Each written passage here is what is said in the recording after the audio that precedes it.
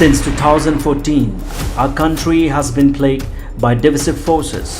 TMC is in Meghalaya with the mission to empower the people, uphold the ethnic cultures and traditions, celebrate the sacred land. To oust the proxy BJP government from Meghalaya, be the change, support TMC by calling on 96877 96877.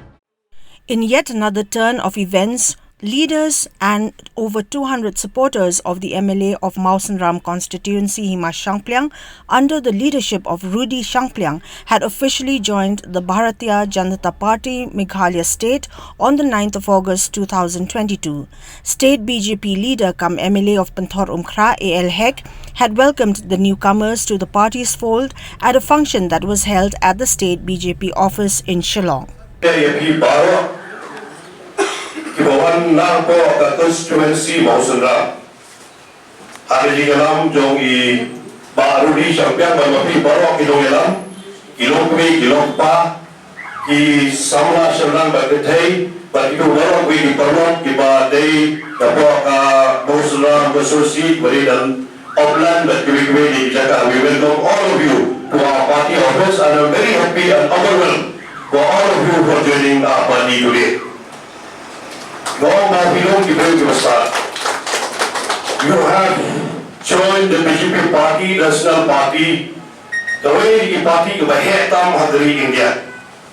You don't know that Prakur, the Karyakata, you don't trade them, join the BJP, Habo Hadri India Kajogi. But Matagla Aksa and the Mawsynram, so Kano what you show is the one is giving away the constituency. You have one when you join the BJP. Kepada ini yang start di Jumbi Komilong Elam, apabila join yang Mawsynram, pada Delhi mudah menjengai itu. Bila orang the closeness from Mawsynram to Delhi, now we can approach anybody from Mawsynram to Delhi. You want to talk to JP Nadaji, our honorable President of India. You want to talk to our Prime Minister Ji, Sri Narendra Modi Ji, anybody, because you are the family of the BJP. Family from the BJP benda.